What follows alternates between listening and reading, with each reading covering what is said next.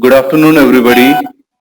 On behalf of CodLife and Thanawala Maternity, we welcome you all for this online webinar on labor and birth during pregnancy. This is the most important topic that you are going to attend. We have our experts on board, Nigamja ma'am and Swati ma'am. They will guide you through this session, and this session will be only interactive through the questions that you can ask. You can ask question by typing the question in the chat box, and Swati ma'am, Nigamja ma'am will answer those. Uh, First, we'll start with Nigamja ma'am. The topic is labor and birth, and you can write your questions regarding this topic, labor and birth, in the chat box during the session only, so that as soon as she finish her lecture, then she can answer. She can type those answers in the chat box only, so that you can see it. So I am handing over the session to Nigamja ma'am, and welcome you all. Please do be attentive throughout the session. Thank you so much. Thank you, Mangesh, for the introduction.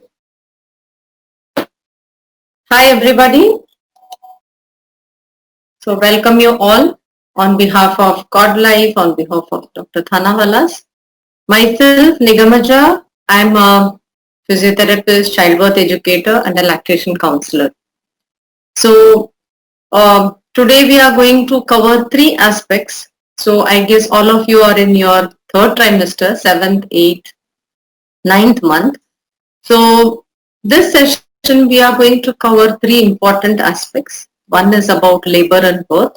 So, here we are going to discuss about how to get yourself ready for labor and birth.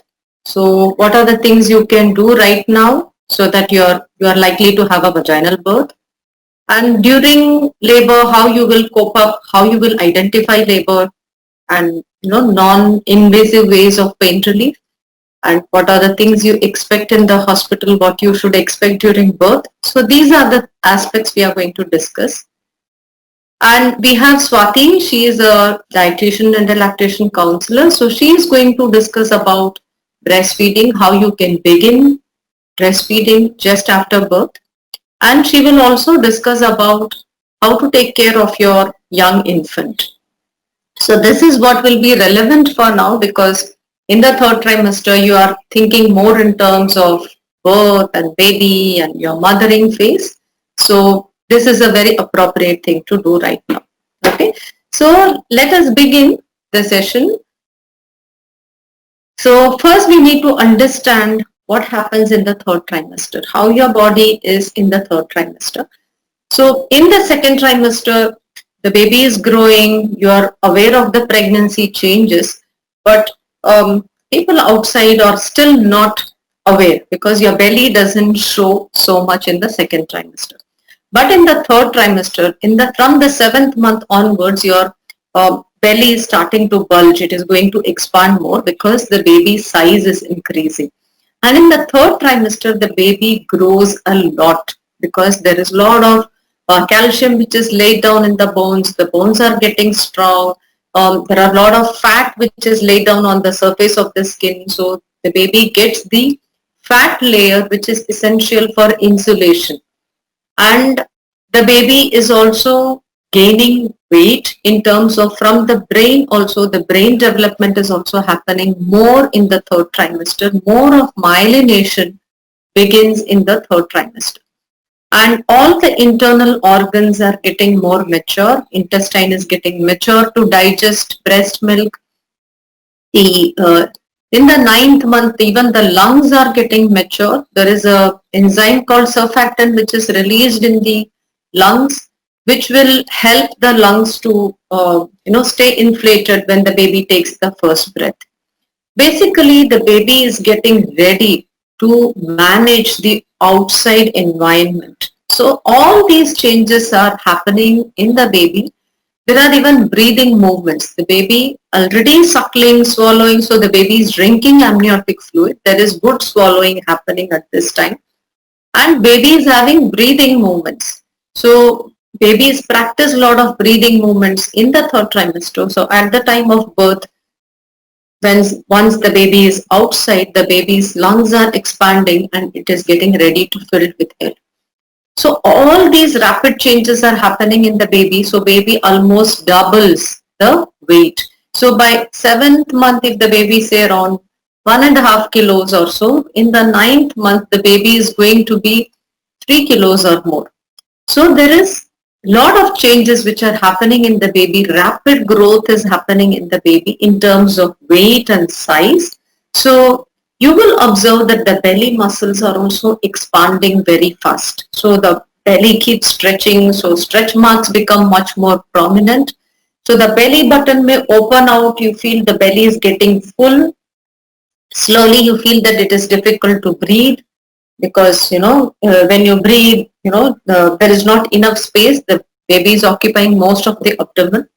So eating may be little difficult, because with little food also, food starts coming up. You may start getting the heartburns. So these are the things which you are going to experience in the third trimester. But what is more important, so these things are, all of these things are important, obviously, and you will make some changes in the way you eat. You are able to move around, so you may want to finish your meals early, and have enough gap between your eating time and your dinner time, so that you can have a more restful sleep, so food will not keep coming up. And you may have the need to rest more often. You may get fatigued easily. So these are some of the changes which you may see. Plus you may feel more awkward.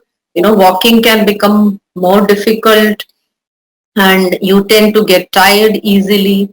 So you are more bulky. Weight gain is very obvious. So these are all changes you are seeing. The abdominal muscles are also undergoing a lot of changes. So whatever stretch is happening in the abdominal muscle, maximum stretch is happening in the third trimester. So the abdominal muscles will gap. The central seam, you can see the gap there. It sort of widens to allow for the growth of the baby. So because of this, the abdominal muscles can get overstretched. It can become more slack, becomes weak.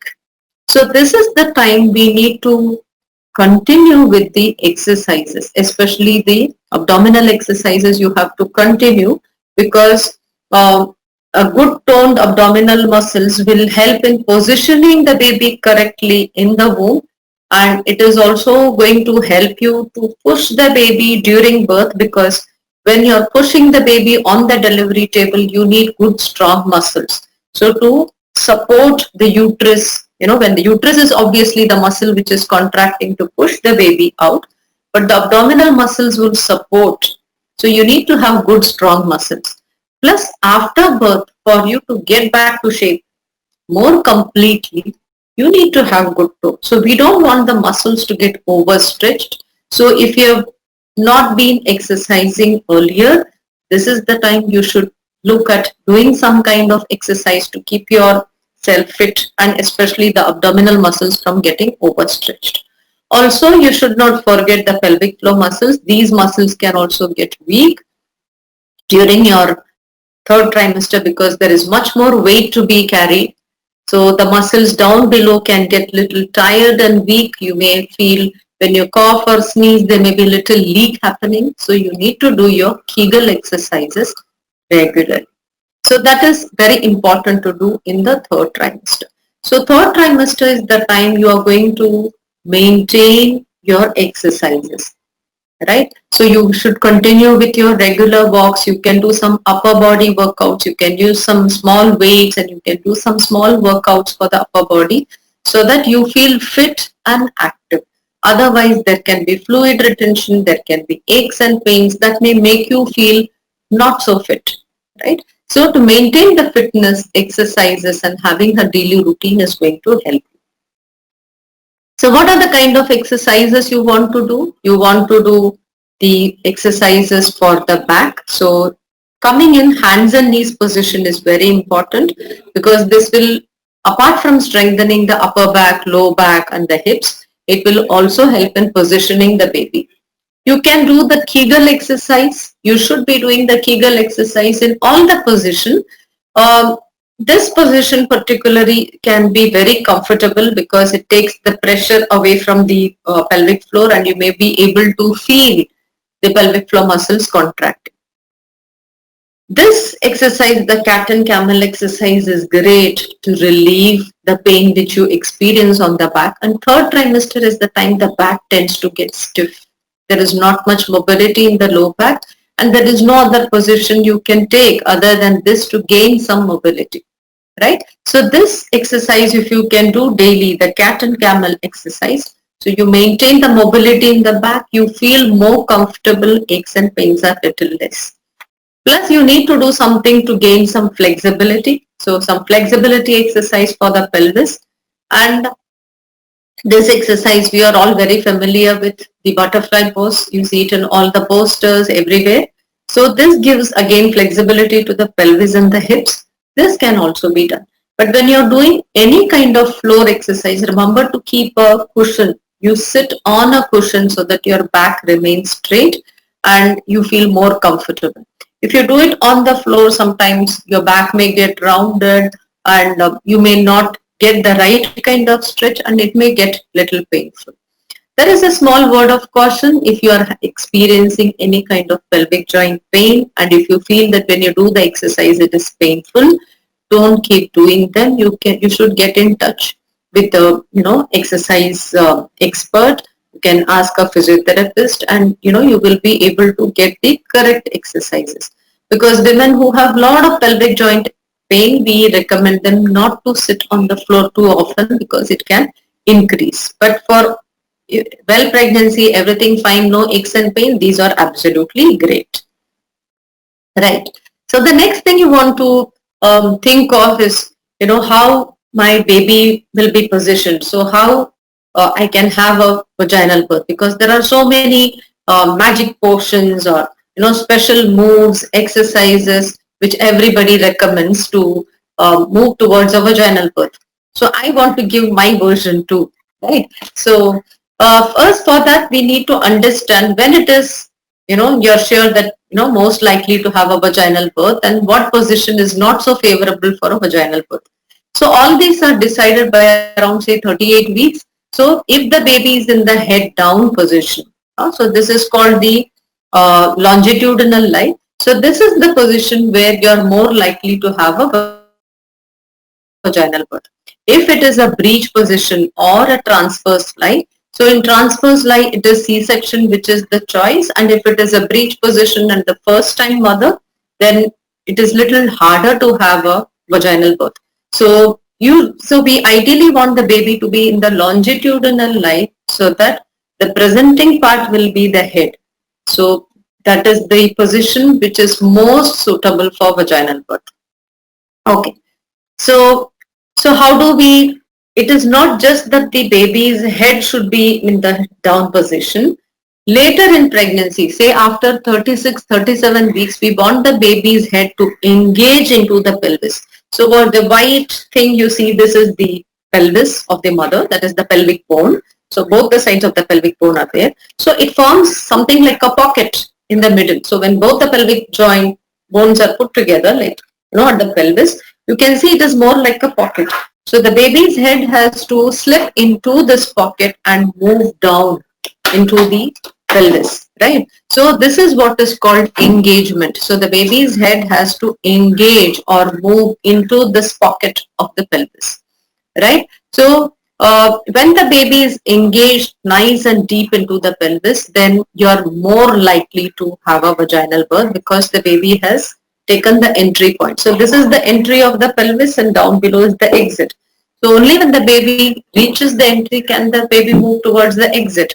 So if the baby is engaged by around 38, 39, 40 weeks or before the you get into labor, then you are more likely to have a vaginal birth.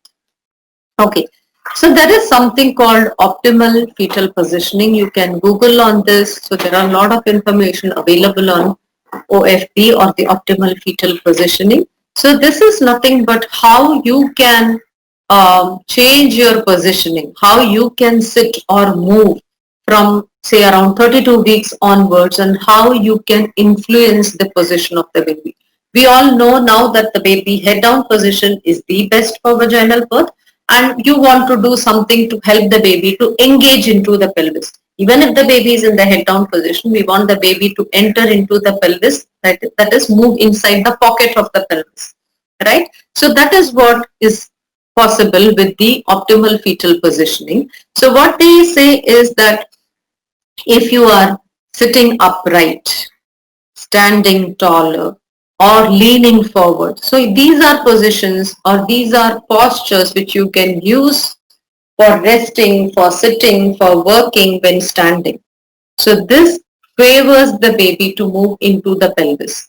What we need to avoid is the laid back position where you are sitting behind, like, sitting relaxed on a sofa, right? So this position will not favor the baby to enter into the pelvis, right? So, okay. So when we are thinking about this, then you have to think of positions where you can sit like that. So when you are sitting on the floors, you can sit upright with a cushion so that you can sit on the cushion. On the chair, if you are sitting, you can choose a dining chair and sit reverse on the chair so that your body can be slightly leaning in the front. And if you have to sit on a sofa, you can put one or two pillows and sit on it so that your back remains straight and you are not, tilted backwards. So these are options which you can think of. And if you are continuing to work in your third trimester and you are planning to work till term, then you can plan to sit on a dining chair and put your work surface like a laptop on the dining table and put your hands in the front so that your body is leaning forward while you're working, so that your body is working for you, so when you are busy at your office work. So these are all some of the changes which you can think of when you think OFP or the optimal fetal positioning, right? So there are few things which you can do, like three main things apart from this OFP, which will help the possibility of having vaginal birth. All these things, it is sufficient if you do after you complete your 35-36 weeks. That is when you enter your 9th month. If you start all these things, it should be sufficient. So what are the things which you can do? One is you need to walk 45 minutes. So depending on where you live and also, if it is possible, if it is safe for you to go out, you can go out for a walk. Otherwise, it is absolutely fine to walk inside your home. So you can walk, say, 15 minutes 3 times in a day if you are going to walk at home. And if you are going to walk outside, you can walk, say, half an hour twice in a day or 45 minutes once in a day. That is absolutely fine.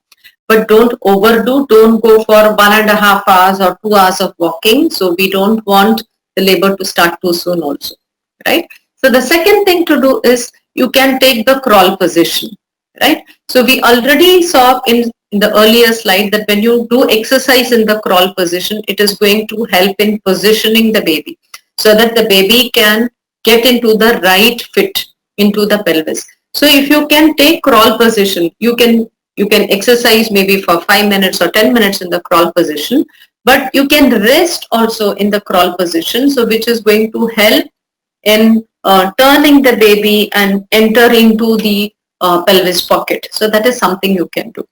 Squatting and duck walking is very popularly suggested by everyone, right? So when you do squatting, don't forget to push your thighs away using your elbows, because the third trimester belly is too huge, especially I'm telling you to do it for 36 weeks. Your belly is really big at that time, and you need to be able to widen your thighs sufficiently so that you can squat comfortably. So some ladies are able to do it very easily. Those who are using the Indian toilet, you don't need to do specially squatting as a form of exercise. But if you're not using the Indian toilet, you can just take this position for 1 minute, right? So you can just stay there for half a minute, and then if you want, you can sit back, and again you can do for half a minute. I usually recommend not to do any squatting and standing. Many women do that, they squat full and then stand, which is not required, and it can put a lot of strain on your pelvic structures, right? So your uterus is very heavy. It is already putting pressure on your pelvic structures. We don't want tissues to overstretch. We just want sufficient stretch to be flexible enough for birth, not overstretching. So don't overdo them. Just do squatting 1 minute only. Once or twice in a day is absolutely sufficient. Okay.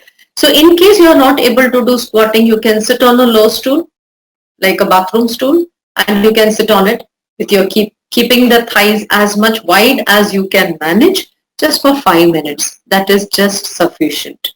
Okay. Right. So this is what you can start from your 36 weeks onwards.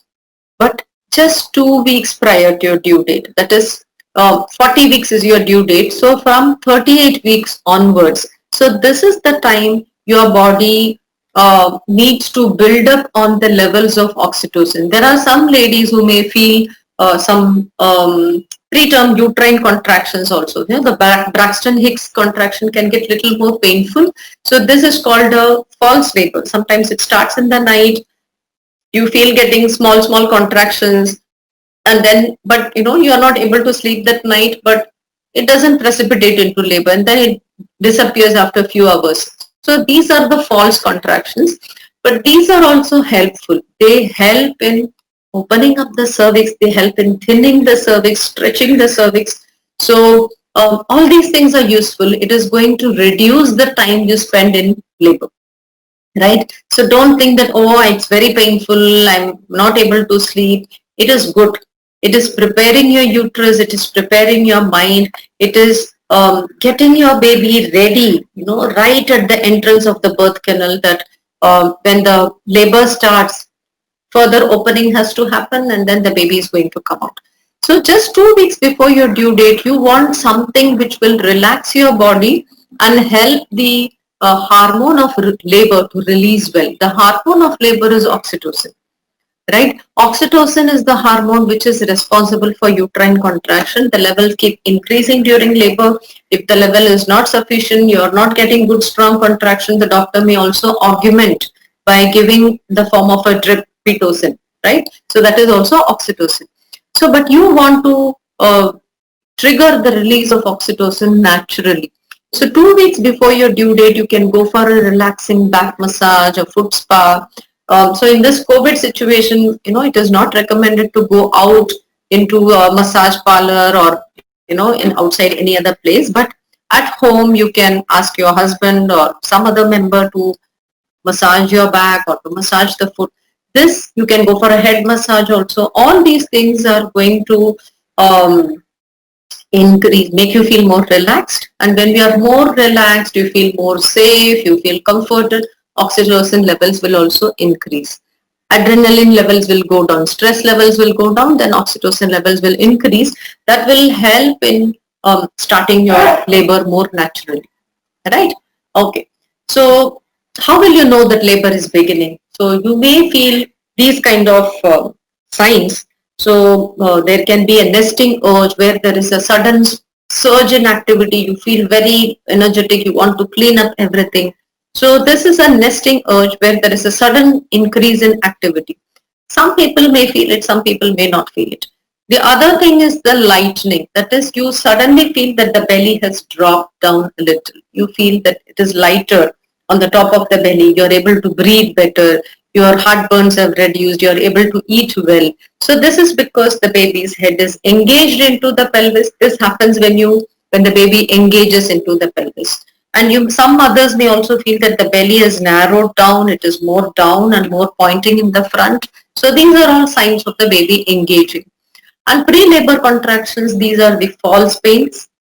So as I told you, these are all helpful. They prepare the uterus, they prepare the baby, they bring the baby, further down, and they thin and dilate the cervix. So your labor time is going to be much lesser. So, and you're more likely to have a vaginal birth.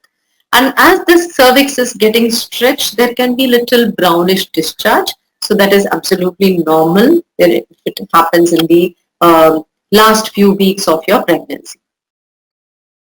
So the way to identify labor is quite simple. There are only 3 signs which will show you that labor is beginning. So there can be a show. Show is nothing but there is mucus with streaks of fresh blood. So this happens when the cervix is opening. So as the cervix is slackening and opening out, there may be the mucus plug which was there in the cervix, it starts to come outside. That is what you see as a show. It appears like that you have started with your periods again, right?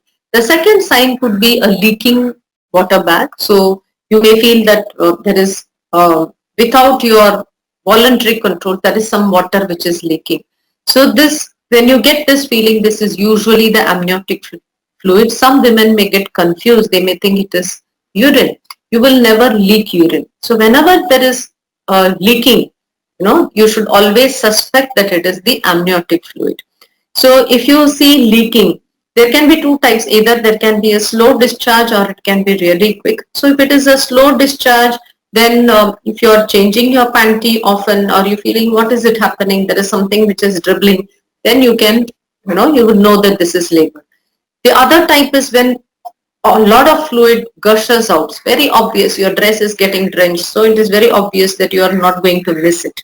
So both are leaking, so you need to proceed to the hospital. But if there is a gush of fluid, you want to be lying down. You can rest on your side till the time your family is getting ready to, take you to the hospital.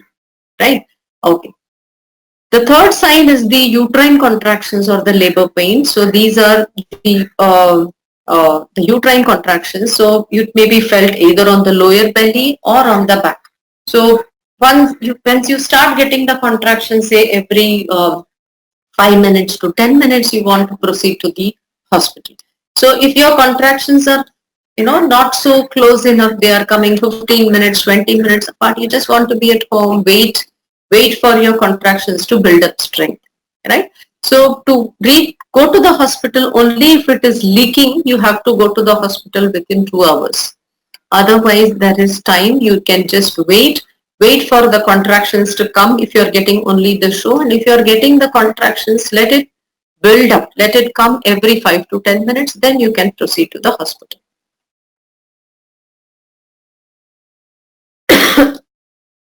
Sorry. Okay. So all of us get bothered. How will I manage my labor? Will I eat something? What can I eat? Will I be allowed to eat? Should I be starving? I'm used to eating so often in my pregnancy. I may feel totally famished if I don't eat. So no worries. If it is leaking, then you will not eat anything till the doctor checks on you. Otherwise, you can eat and have fluids, when you are in labor. Even after you have reached the hospital, the doctor, after checking you, will tell you that, there is this much time which is there. So now you can start eating. So if you feel hungry, you can eat. So you can continue to keep yourself well nourished because you need sufficient energy to give birth. And you need to be taking sufficient fluid so that the uterus can contract well. If you are dehydrated, your uterine contractions will slow down, right? So that is why in hospitals, when women are not able to eat, they put you on IV fluids so that you will not get dehydrated. You need to keep sipping fluids. So it can be coconut water, lemon juice or mosambi juice, or it can any liquid. But you need to keep taking fluids while in labor so that you don't get dehydrated. Okay. What happens during labor? So how your baby is going to come out? Little bit of the physiology it is good to know. See, there are 3 stages in labor. In the first stage is the time when the uterus is working. It is contracting and it is pushing the baby down, and when it relaxes, then there is no pain. So this helps in opening the mouth of the uterus. So the mouth of the uterus has to open. The uterus pushes from above, the cervix opens from below, so that the mouth of the uterus has to open, because it has to open at least 10 centimeters for the baby's head to pass through. Right? So this is what is happening throughout the contractions. So if you are having a labor of say 10 hours or so, nearly 8 to 9 hours goes in the cervix opening up. So there are 2 stages to it. There is the early stage and the active stage. We'll see that later. And in the second stage is the birth of the baby. Once the uterus has contracted well and the cervix is fully open, that is up to 10 centimeters, you get the urge to push. You feel that you want to just push down. You feel like you want to pass stools. There is an uncontrolled urge. This is the time you are inside the delivery room, and the baby's birth happens. So at this time, the doctor is there with you, the pediatrician is there to receive the baby, right? So the birth of the baby, that is what is the second stage, right? So with this, you feel, yes, my job is over, I have done it, right? So that satisfaction is there. But for the doctor, birth is not yet complete because the placenta has to come out. The placenta is the mass of flesh which is attached to the uterus. The other end is attached through the umbilical cord. So this has to come out. This, when this comes out, there will be some bleeding. Around 1 liter of blood is lost in the third stage, that is when the placenta comes out, which is normal. So any excess bleeding needs to be taken care of. So that is why the doctor is very particular that your hemoglobin level should be good in your pregnancy so that you can manage blood loss, right? So this is the third stage of labor. So this stage, you are just relaxing. The doctor is probably, ensuring that the placenta comes out and the uterus is shrinking. If you have opted for stem cell banking, then the cord and the blood which is in the cord is, taken for collection. So all these things are happening at this, after the third stage is over. So only after the placenta comes out and the uterus shrinks is birth is over at that time, right? So how the cervix is opening, I told you there are two stages. There is an early stage and a latent stage. So initially the cervix is tight, closed and thick. So from there till the cervix opens up to say 5 centimeters. So this stage is called the early stage. And from 6 centimeters to 10 centimeters, that is called the active stage of labor, right? So why you want to know about this, all these 1 centimeters and 5 centimeters and 10 centimeters? So because this early labor takes a long time. So in a, say for example, 8 hours of labor, majority of the time is going to be early labor. In 8 hours of labor, nearly 5 to 6 hours is going to be early labor and 2 hours is going to be active labor. In early labor, the contractions are small. When I mean small contraction, they are 30 seconds or less. In active labor, the contractions are big. Big means they are 40 seconds or more.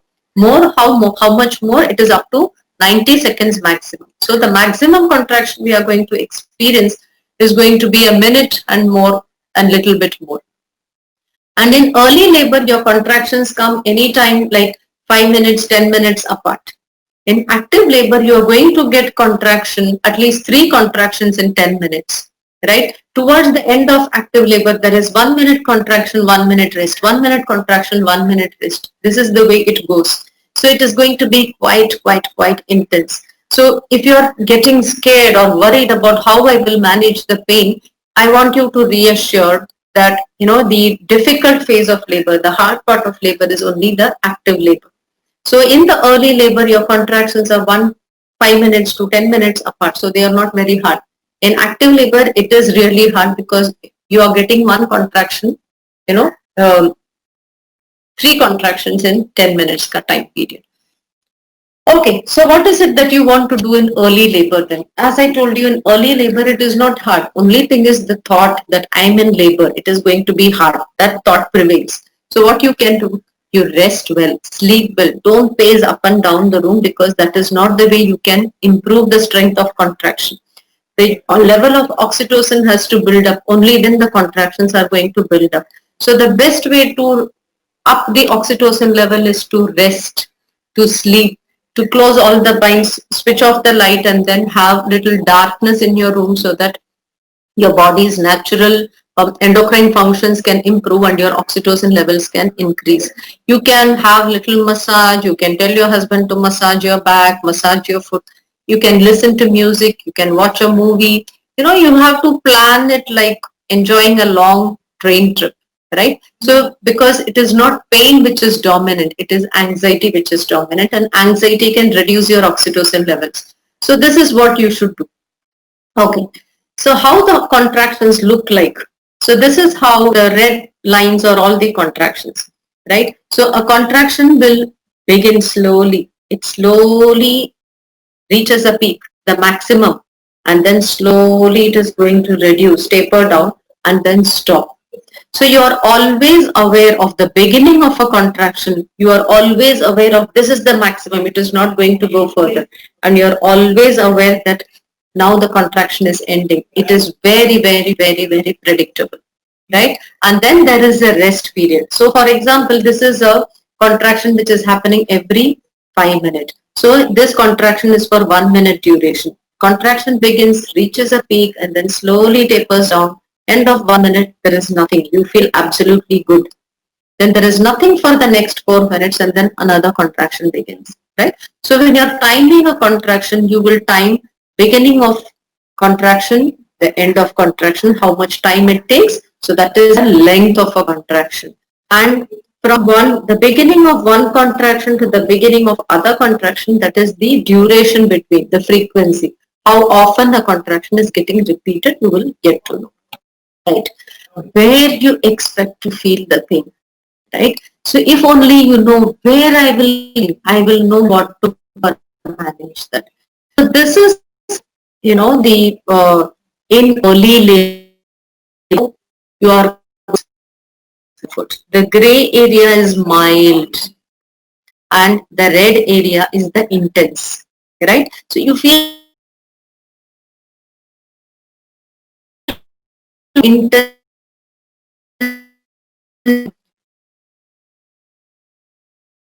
on the back. So it can vary, right? So these are the areas where you are going to feel the discomfort.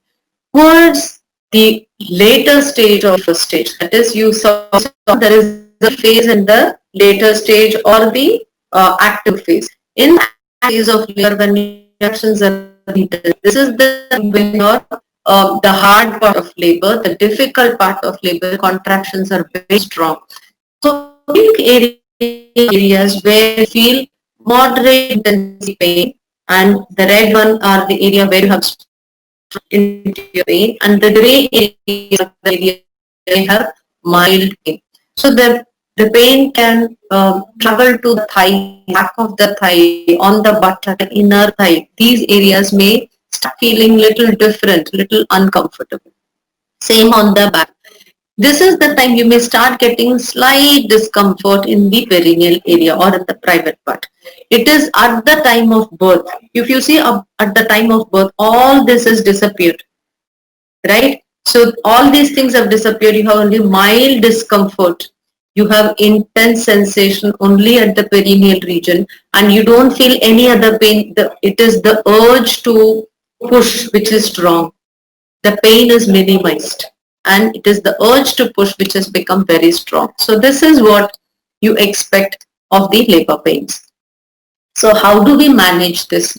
So there are a lot of non-invasive or self-help skills which can be used. So you need your partner to help you for all of these. So massage is a beautiful tool because massage can give you 50% of pain relief. We saw where you get the pain. So it is localized to the low back, to the belly, around the pelvic area. By doing nice massage, it reduces the intensity of the pain. It is similar to if you knock your elbow somewhere, you feel pain, and you know how when you rub, the pain immediately reduces. Exactly the same way the pain is going to reduce. We call it the pain gate theory. So in this way, you can actually feel reduction of pain by 50%. It is true, right? This is not a placebo, this is true. So massage is a very powerful tool to give pain relief. So you need to get your partner. Maybe it can be your husband, it can be your mother-in-law, sister, sister-in-law, friend. You need someone to be there with you during labor to help you during labor, to give you pain relief, to help you change positions. So when you take different positions, it is going to help in automatically making use of making use of gravity to help the baby to move down. So you can walk during labor, you can stand, you can lean on your partner, you can sit on a chair, reverse, you can kneel on the cot, and you can lean forward, you can sit on a rocking chair, and you can take the sideline position. So you can see that when in labor, this is not the only position. And we all assume that labor means you have to look at the bed. So whenever we visit the labor room or the room in the hospital, we always look for how comfortable the bed is. So don't look at that, because you're not going to be lying down on the bed. Be mobile, be active, keep changing the position. That is going to help you the most. So lying down, you will use only when the doctor is going to examine you or the nurse is going to check your baby's heartbeat. So at that time, lying down is important. Other times you are free to move. Even if you have to be lying down, choose the sideline position. And more preferred is the left sideline position as compared to the right sideline position, because in this position the vena cava is more free, so the blood flow back to the heart is going to be uncompromised. So the baby's blood flow is going to be maintained well, right? Okay. So why we want to use the upright position? See how gravity is working. So the yellow line is the uterine contraction, the power of the contractions, and the green line represents the effect of gravity. If they are working perpendicular to each other, they are going to nullify. The uterus is working like this, the gravity is working like this, they don't enhance. They are going to nullify. It is harder for the uterus to get the same amount of cervix ka opening. Excuse me. In contrast, if the person is upright, gravity and the uterine contractions both are working in the same direction. It is going to double. So uterine contractions become more effective with the effect of gravity. So it results in faster opening up of the uterus, more more quicker descent of the baby, and a shorter labor and less painful labor. So it's absolutely fantastic. Many women who have been taking labor in the lying down position, they need to be coaxed to get up. But once they are either in the sitting or standing position, then they refuse to go back to the bed, because they know that in upright position it is much easier. Without doing anything also, the pain is much lesser. It is easy to manage. So that is the power of the upright position. Okay. So what kind of breathing to use? Many people like to learn some breathing techniques which will help during labor. Why do we need to do them? Because during uterine contractions, the blood flow to the baby will reduce a little. So around the heartbeat will dip by around 40 beats. So the normal baby's heartbeat, during labor is around 150, 160 beats. But when in a contraction, it can dip by around 40 beats, right? So if the heartbeat dips much lower, this is called a fetal distress, and this is one of the reasons for a C-section, right? So if the mother can avoid holding the breath, then we can manage this. So you need to avoid holding the breath by using some kind of breathing. So, and in labor, you need to inhale through the nose and exhale through the mouth. That makes you more comfortable. You are more aware of your breath. And the way to do the breathing can be either you can count or you can do puffing. So but all these things have to be soft, right? Otherwise it results in hyperventilation. So breathing is a good way to manage your contraction. So for 1 minute during the contraction, you can do this breathing. So you are able to ensure that you are not holding the breath. So that is the purpose of doing breathing, so that the baby gets a continuous supply of oxygen. And very important to relax the muscles, not to stiffen the body. So when your face is tight and your hands are tight, even the cervix get tight, because our body gets into a stress response. So if I want to relax the uterus, not the uterus, if you want to relax the cervix so that it can open very well, then you need to keep your face and hands relaxed. See the contrast between this mother who is in labor and this mother who is in labor. See the contrast in the face being relaxed. Instead of clenching, she is gently stroking the belly or just touching the baby, on the belly, keeping the hands loose and relaxed. So this will help in opening the mouth of the uterus much faster. See, there could be labor interventions, right? So in hospital births, there are interventions. So you can have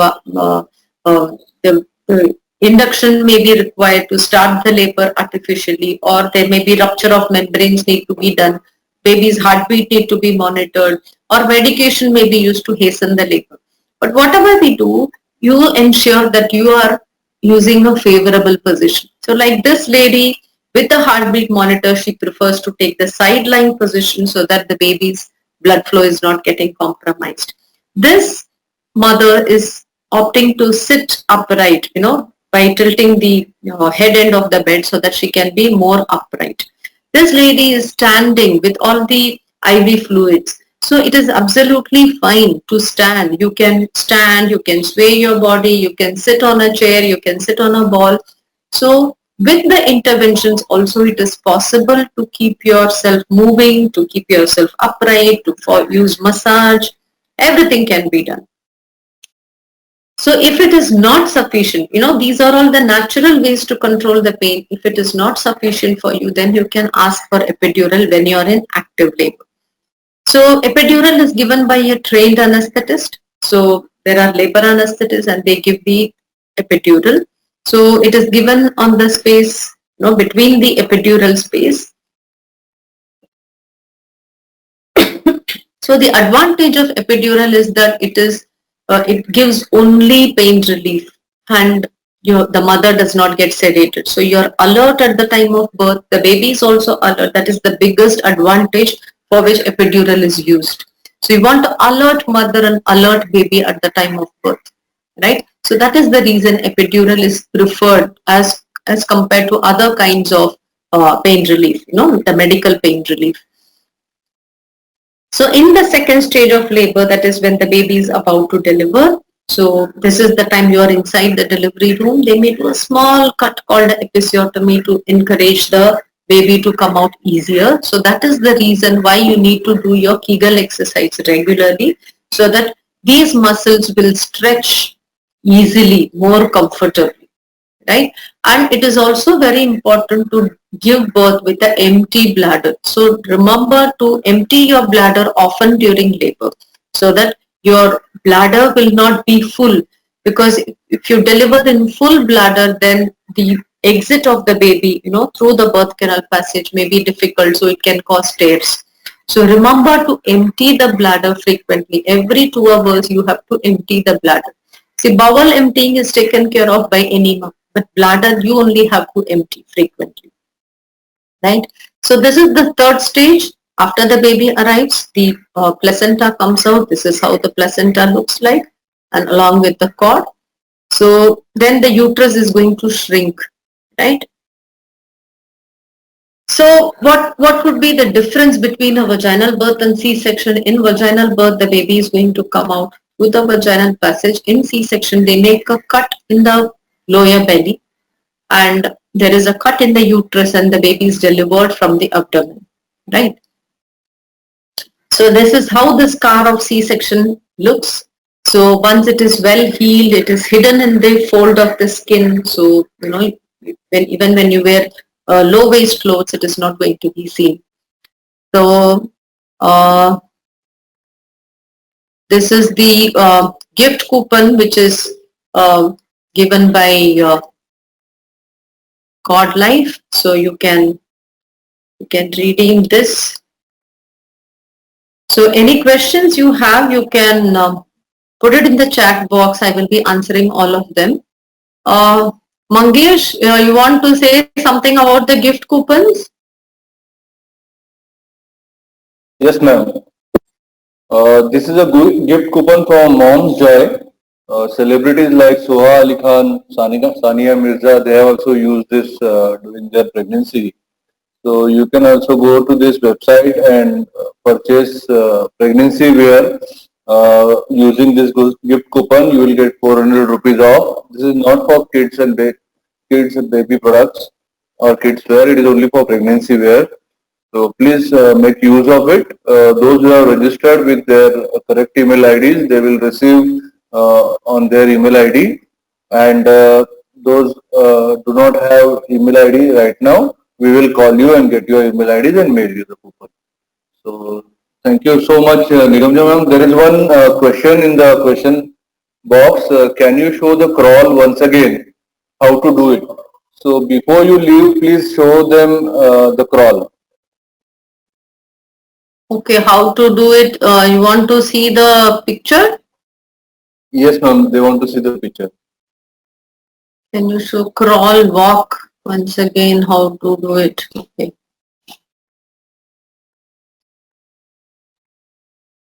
Okay. Let me go back to the presentation and I will show you once. Or I can show you here. You just need to tell me if you can. Once again, I'll just show, that will make it easier.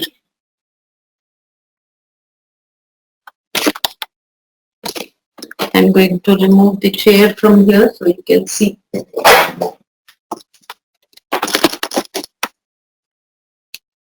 See, this is the position. You can take the crawl position on hands and knees, right? So this position, you can do some exercise. You can do tail in, tail out. You can do the hip circles. These are all good exercises to do. But if you want to rest in the crawl position, see, I hope you can see. You can simply stay in the crawl position and lean on this. You can lean on a chair in the crawl position. This is a good way to rest. If you want to rest in the crawl position, this is comfortable. Don't forget to keep a pillow, because I'm doing it on the floor. With your additional weight, sometimes the knees can hurt. So don't do it on the floor. You can put a pillow so that your knees are comfortable and you just need to rest. So you can either keep a chair, or you can do it on your bed, or you can do it on a sofa, wherever you're comfortable. Okay. Rest of the questions I will answer in the chat box. I think Swati can start with her session now. Very good evening to all my dear participants today. I see 36 participants here, and it's going to be really a nice time sharing a lot of detail specific to breastfeeding today. Yeah? And I'm sure now that we have the babies in hand, it becomes very much understandable that the next that is required is going to breastfeed the baby. True? Because all mothers actually plan very well. Absolutely, at this time they start thinking about how they're going to handle the baby and how they're going to be able to feed the baby, and try and start putting things in place in such a way that it becomes most comfortable for them. Right? So let me also take my turn to try and give you all the details which will allow you to prepare to breastfeed with much more comfort, much more confidence. Right? So here we go. So generally, since the theme this year, theme for the breastfeeding week, which was in August, first week, was support breastfeeding for a healthier planet. So it basically tries to say that all mamas should be able to, try and think around being able to breastfeed, because breastfeeding is something which is going to equip the baby much more nutritionally, much more in terms of the confidence that the baby gains, much more in terms of how healthily the baby eventually develops. Develops in the area of emotional, develops socially, develops even intellectually. So all of this basically is supported through breastfeeding. And if mothers vouch and pledge to breastfeed, they basically are trying to see something much more healthier. I mean, if their baby is healthy, tomorrow's adults are going to be healthy, and they become healthy parents to future healthy babies. So, that's how we go hand in hand trying to spread health right now through your decision. Right? So, basically what I'm going to make you, most of moms which we know, they are basically multitasking these days. Okay, with times of COVID when they were all at home, some of them are working women who are working from home. Some of us are still going in and out of office. With a lot of care, you must be able to continue your work. Be safe. Try and use all the safety measures. Use your mask, etc. Proper hand washing and wiping. Trying to see that you don't, get into any kind of infectious. Carry any infection back home. And With this multitasking, it is definitely going to call for some more energy, right? A mother is going to take care of everything that it calls for, preparing herself and by and by at this stage, preparing for the baby's growth, development, and very soon, as we say, the baby is now in your hands, right? So these are the basic life cycles. From the time the baby is born to the time the baby becomes a grandmother, there are several stages that a woman passes. So right from the birth time is when all of these stages are going to be, getting more and more ready. I mean, if you are eating right at birth, you will see that that is going to support you till you age and you become a grandmother further. Yeah. So these are the most important nutrients which should definitely not be missed. Okay? We cannot miss the vitamin B6, we cannot miss vitamin B12, folate, vitamin D, iron and calcium now that you are already in your third trimester. So these are the ones which are going to be extremely utilized nutrients during this third trimester because they're going to support the baby growth and also see that your body is not compromised. Now why I say this is if nutritionally you are not consuming all of these, whatever is in store in your body will start getting utilized for the baby's requirement. But that leaves the mother compromised. Okay? Uh, I hope this gets clearer. It means that supposing your calcium intake is inadequate or your iron intake is inadequate, then your body stores will start getting utilized for baby development. So, it's a blessing, as you call that, the baby will not get compromised. But what happens? Imagine from your body if the calcium is being used up more than what it is being added, then here your bones start getting a damage kind of a thing. There will be more removal of calcium from your bones. At later lifetime, probably you have more chances of getting into osteoporosis and those kind of difficult times, right? So it is so very important that at this point, if you are taking your nutrition right, if you are able to support your food in such a way that you don't compromise the necessary nutrients, you are saving yourself and of course the baby any which ways is not going to get compromised, right? So you are helping both yourself and your baby, right? So specifically when it comes to pregnancy, lactation, both are times to cherish. Okay. And now that the baby is in hand, you are going to have definite double cherishing time. Okay. The baby is enjoying, is smiling, it's looking at you and feeling nice at that point of time. So here is the time when you have to also be able to make yourself available for the baby. Fine. So pregnancy, though it says that it's starting from the first week to 14th week being the first trimester, the second trimester. Now all of you all are in this third trimester time when both the macronutrients and the micronutrients are important. Okay? And which is why I said the last slide, those are the micronutrients which definitely have to find place in your diet or otherwise maybe just in case if your calcium is little poorer, your iron is little poor, your intake may be a little compromised for whatever reasons, please be sure that you don't miss your medications which your doctor would have definitely advised you. So generally, when we look at any pregnancy outcome, we want to see that there is adequate weight gain per trimester, there is adequate or the right healthy birth weight for the baby, and of course the nutrition that is not being compromised to avoid any pregnancy complications or any birth defects for the baby, right? So when we see the first 1,000 days, it is all that nutrition matters, and which is why at this point of time, when in the third trimester, we are trying to check the calcium absorption and the plasma volume and the sleep. So all of these need to be handled in such a way that the mother gets adequate rest. Do you know why, in earlier times, usually when the lady gets into the third trimester, they were being sent to their parents' place and the baby used to be, the mother used to be birthing the baby in their parents' place.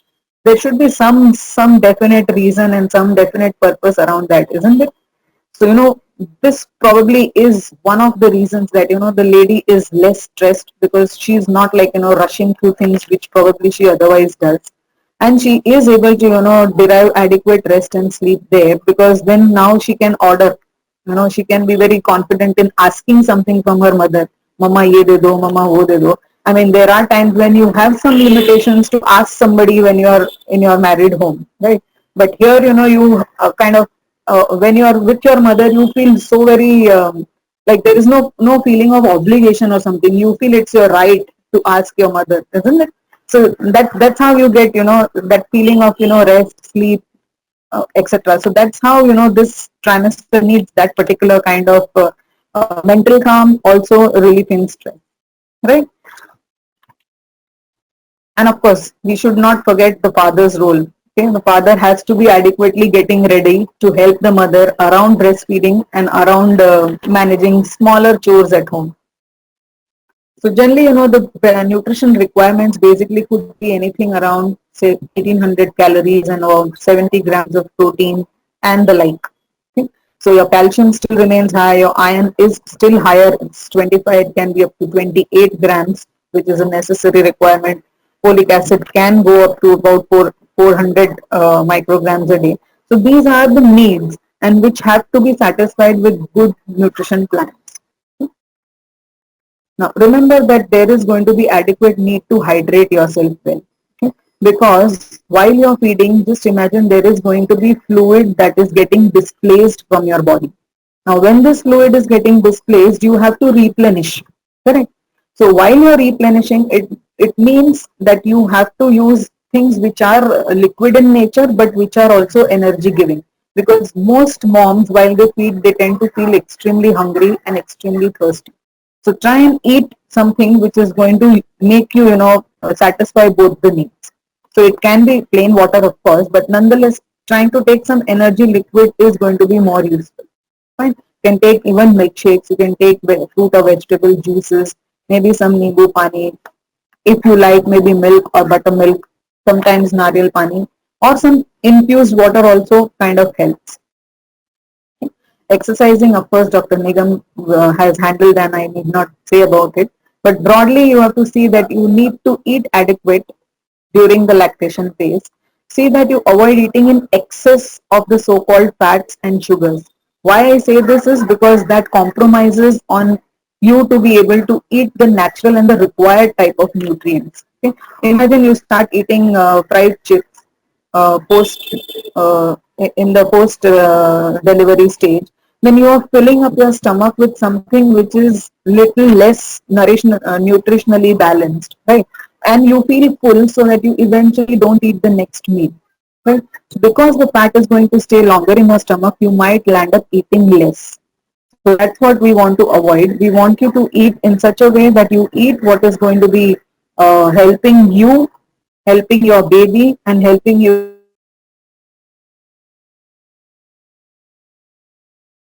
that you include rich sources of omega-3 fatty acids and zinc, etc. Now, these will all come from your micronutrients. All of these will come from specific to do with your seeds, your oil seeds, maybe some dry fruits. If you're a non-vegetarian, maybe some amount of fish, etc. can be added to your diet. Okay. As I said, remember to hydrate well so that you avoid constipation. And also remember that you need to keep a little active because that allows you to remain fresh. Okay? There is going to be some amount of work that is being added around after you deliver. Okay? You want to take care of the baby and you want to be available for the baby all the time. So you have to be energetic, isn't it? So in that case, if you are able to remain a little active, there are these happiness hormones which get released in your body because of the activity, and that will take care of the required, what do you say, zeal and energy that you need there. Also, you need to understand that this is the time because whatever the mother eats basically is going to influence what the baby likes in later stage in life. Okay? So innate preferences basically start happening when the baby is in the womb. So if you eat, only particular kind of foods, tomorrow you will realize that your baby also has particular kind of preferences. So try and eat more natural. Try and see if there is less processed food in your overall eating style, and also see that there is adequate introduction of vegetables in your meals. Okay. Okay. So why I want to say breastfeeding here is, if you are right now preparing for breastfeeding, you have to understand it helps both you and the baby. How for the baby is because it's going to be the nutritionally best formula. There is going to be huge amount of mother and child bonding because of breastfeeding, and breast milk has never turned to be allergic for any baby, right? and breast milk is available fresh, so there's going to be no contamination. The best thing that happens with breastfeeding is the baby gets the immunity from the mother's milk. Okay, the starting, what you call as innate immunity, basically happens while you're feeding the baby. Whatever antibodies your body has is being transferred to the baby via the breast milk. And hence, for specifically in COVID times, if you are well protected, if you have proper antibodies, if you are having immune system strong, you are going to provide that strength to your baby via the breast milk.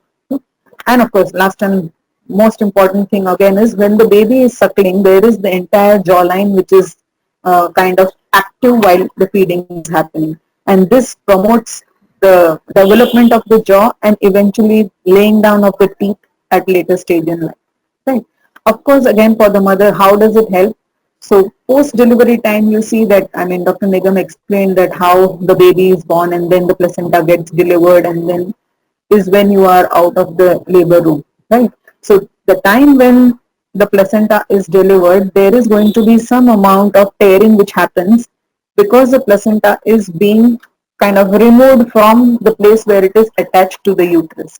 So there, the lining which is there for the last 9 months also has started shedding down now. And this couple of places where there is going to be tearing from the surface of the uterus also will have some amount of bleeding.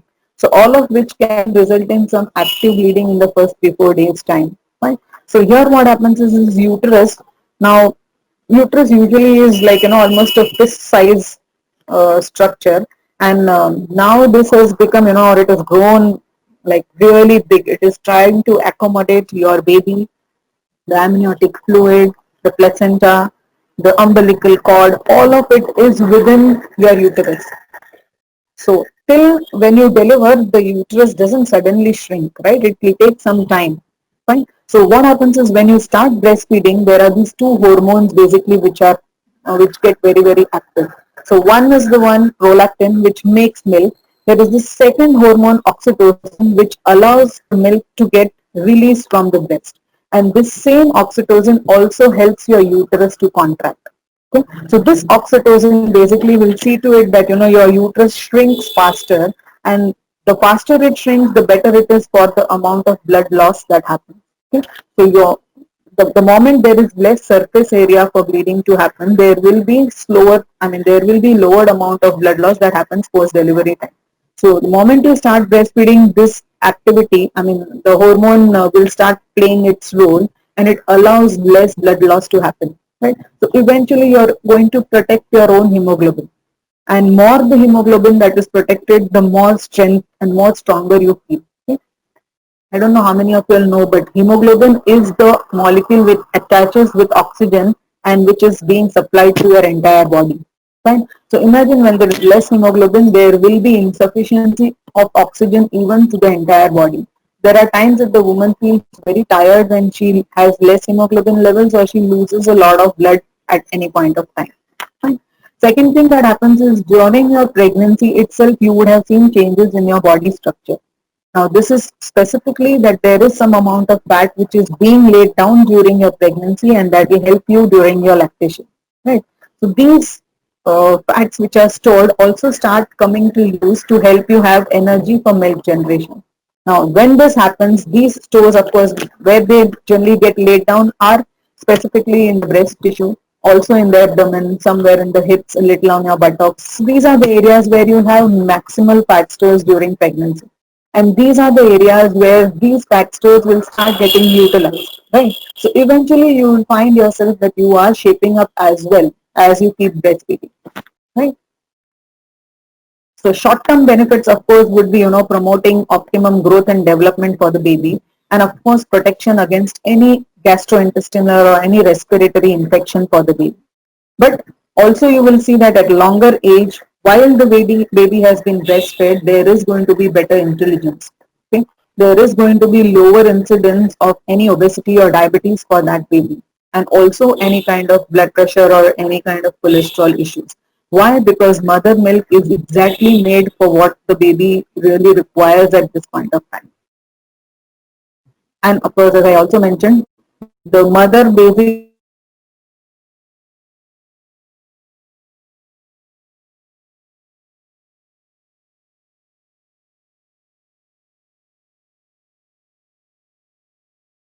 accumulated in the pregnancy time and helps the mother to come back to her pre-pregnancy weight. Okay? Usually wherever we start pregnancy, that is where we want to go back minimally, right? And this is going to assist you to do that. Okay? Besides, any kind of metabolic risk basically doesn't happen when the mother is decided and starts breastfeeding. Okay? So breastfeeding, of course, is something which the body is preparing, right? But what you have to prepare is your role, right? You have to only prepare first thing mentally that you are going to breastfeed and learn techniques of doing it right. Okay? So let's understand which positions are going to help you, right? There are 3 or 4 things which you should be knowing while you are entering into the breastfeeding stage. So there are these couple of positions which are going to help you in a big way to relax while you breastfeed. Okay? So this first position that I have put here is a cross cradle hold, wherein the baby is laid on the mother's lap with some pillow such that the height of the baby is not directly on the lap. There is this distance which is being covered. So the baby comes very close to the breast to have a good grip at the nipple. Okay? Now, second thing that you observe here is the baby's head, the baby's shoulder, and the baby's buttocks are all in a straight line, and the baby is turned towards the mother's side. So this basically allows the mother and the baby to have good skin contact. And then the mother's hand basically is holding the breast and nipple in such a way that it is a cup. I mean, she holds the breast below, from below, like a cup in a C shape, okay? Wherein there is some space between, say, the areola and the baby's mouth. So when the mother holds in a C cup and tries to pinch a little, there will be a good way in which the baby is able to grab at the nipple. Fine. So this is the cross cradle hold, wherein the mother is holding the baby's head with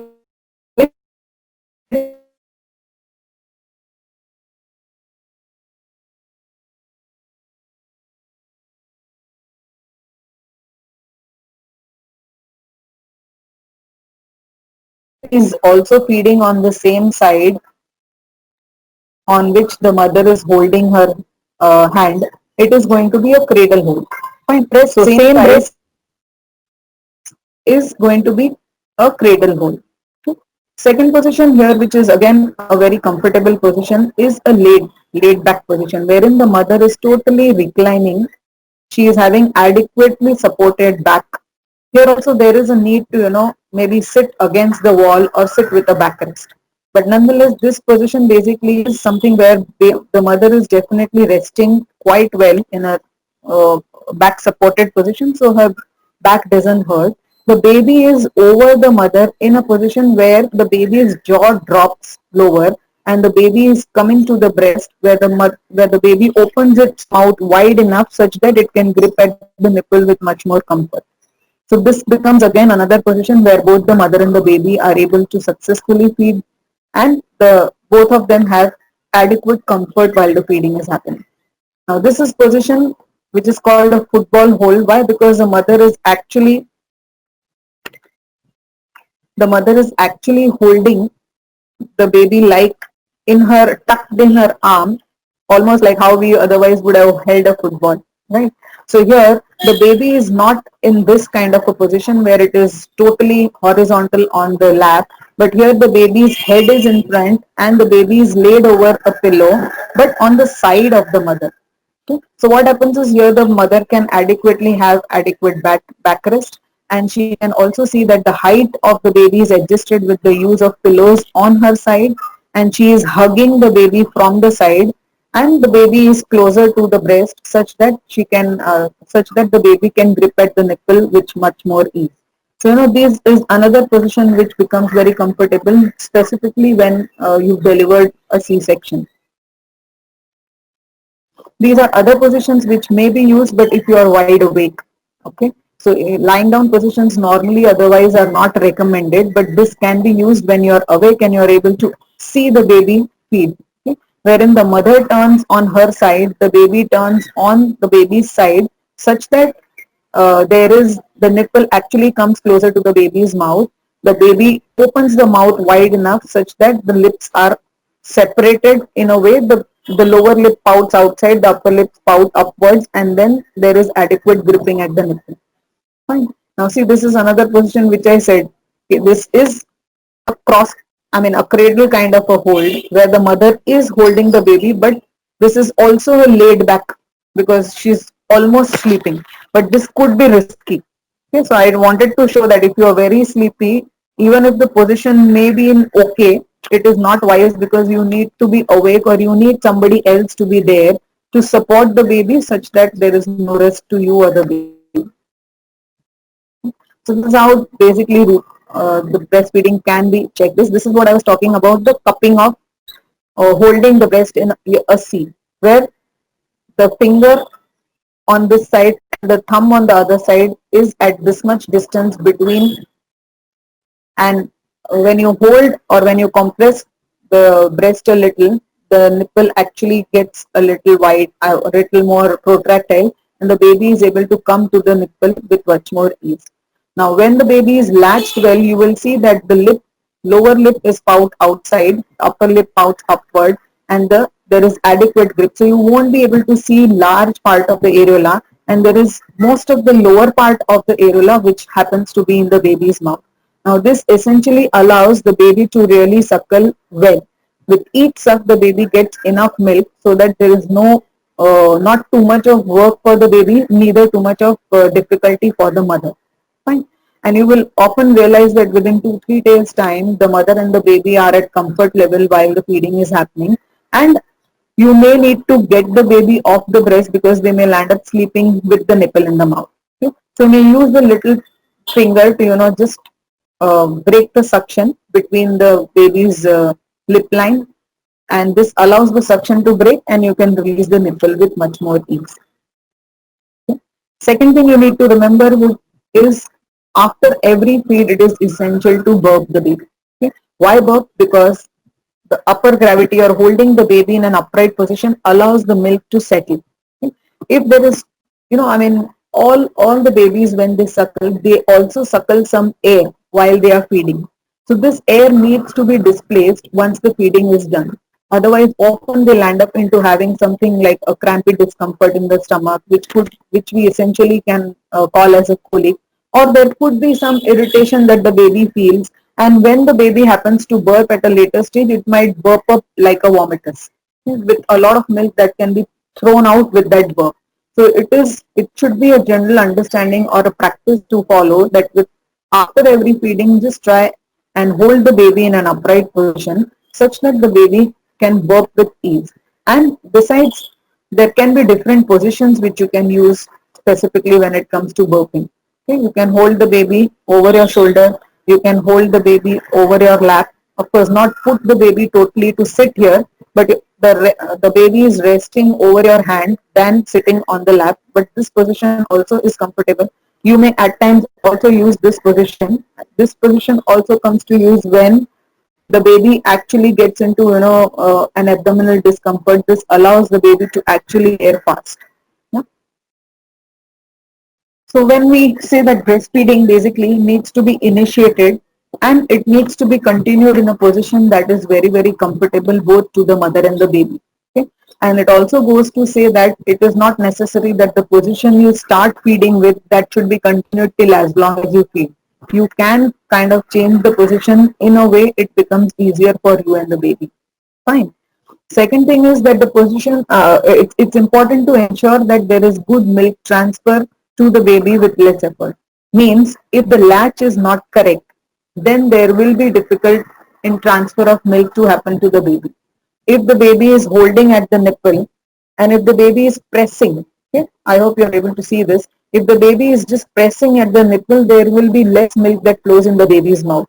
But if the baby has held the nipple well and if it is sucking, this will be the moment. Okay, when the sucking happens, there is a lot of milk that sprays in the baby's mouth with each suck. And that ensures that the latch is correct, the latch is deep, and there is enough milk that is being transferred with each suckling moment.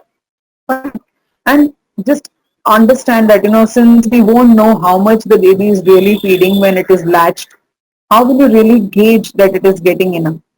So try and keep a broad counting of say about 15 minutes of suckling time. Okay? Now, why I'm specifically insisting on suckling time is also for the fact that babies linger on the breast quite often. Okay, they may suck a little and they may stay there for a long length of time and they will start suckling again. So there can be more pauses at times. Now, if you start counting the pauses, it can even go to anything around 30, 35, 40 minutes also. But there, when you count the active suckling time, you will see that about 15 minutes of active suckling time ensures that the baby should be getting enough. And also see that once, I mean, in the first week or first 15 days, broadly the baby will suck a little, but it will take as much time to suck that much. The baby's jaw is still getting prepared, the activity is coming into place, etc. But as you see that initially the milk also comes in that way. The first milk that comes in will be a couple of droplets. Okay, so don't panic if you see that there is very less milk, or probably the first time when you get the baby to the breast there may be no milk. There's just no need to panic. The most important thing that the mother should be doing is actively engaging in getting the baby to the breast. As the baby starts suckling, the hormones start getting produced, and these hormones actively start producing milk in the breast. And when this milk is being produced in in the breast, naturally the baby will start suckling more now because it is getting more from the breast. So usually from day 1 to day 2 to day 3, broadly say 1 spoon to 2 spoon to 3 spoons at one time should be sufficient. So there is just no need to panic when you see that, okay, it's just only this much. That's enough for the baby for that much, that particular feed. So gradually the baby keeps suckling, and in the same fashion the milk production will start increasing. So by day 3 sometimes you will see that there's so much milk that the breast is getting engorged. Yeah. So we don't want any kind of engorgement to happen, right? So if you keep feeding at regular intervals, so trying to gap the feeds between say hour and a half, 2 hours kind of a thing. Initially, because it's going to be more on demand, right? You cannot decide that you are going to keep 2 hours gap or 3 hours gap in the first few days. It's going to be more like demand feeding. So here is when the baby feeds as much as it wants and it leaves the breast often. But you will see that sometimes the baby is feeding pretty much close to the last feed. But there are other times when it is sleeping for good 2 hours at a go and it's not requiring that milk.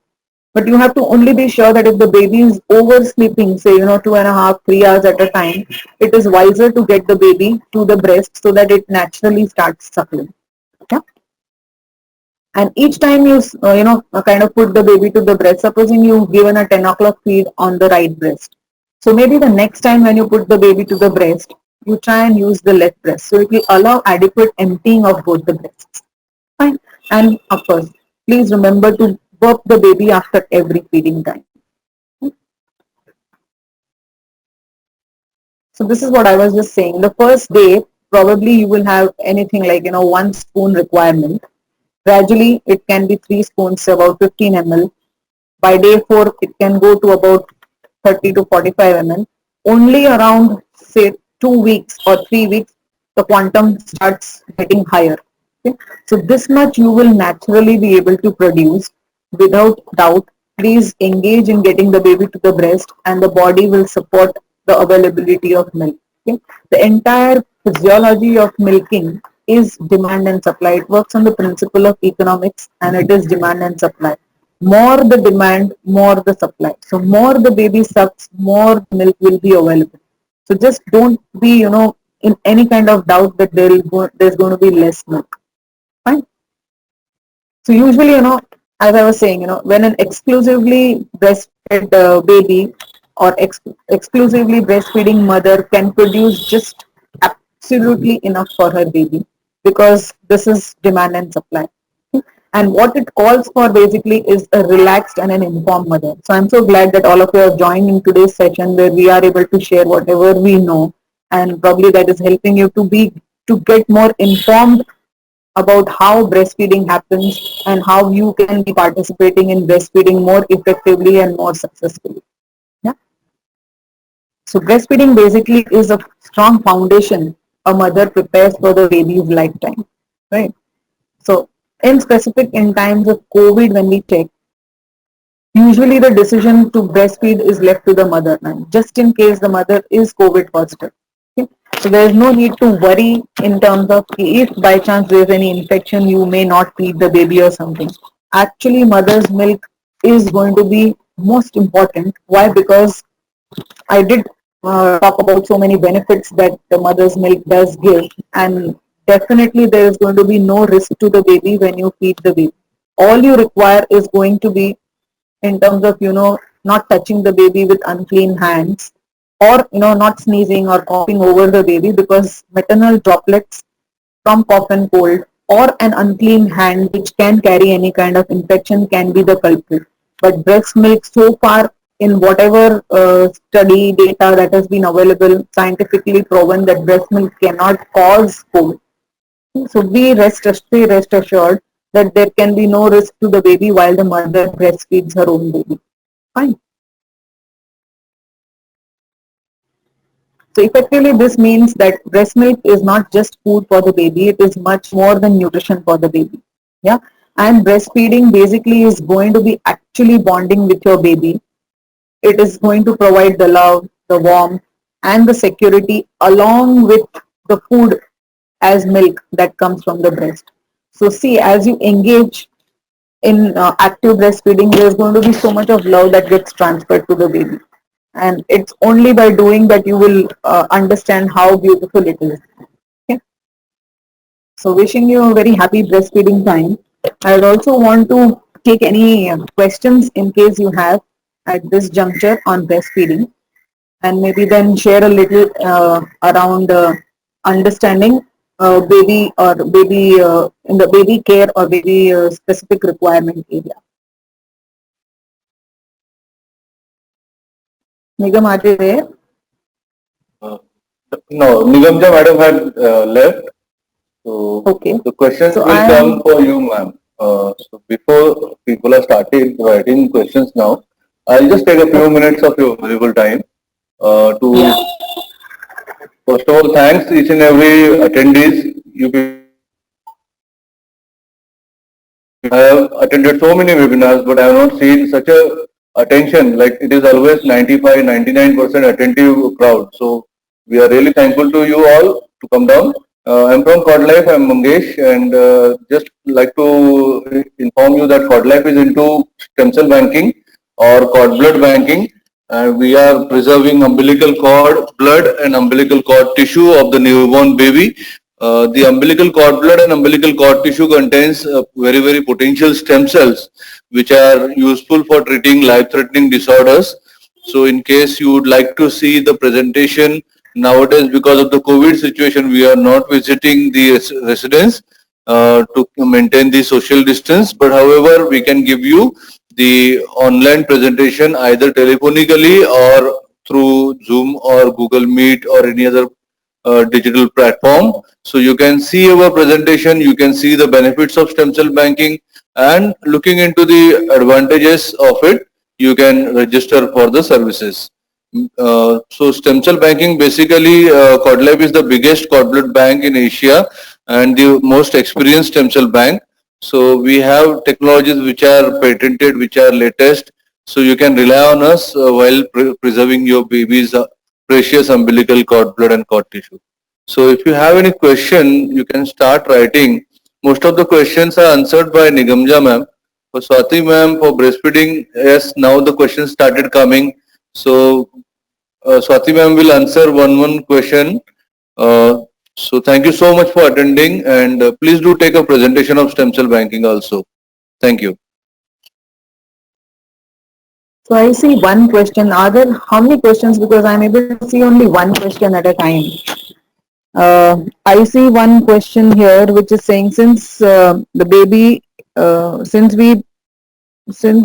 we baby breastfeed and baby sleeps, will this cause disturbance to the sleep of the baby, and how do we know that the baby is full? Okay, fine. So this is of course a very important question, and most moms or most parents actually need to understand this, that generally when the baby feeds well, it will suckle enough and generally let go of the breast.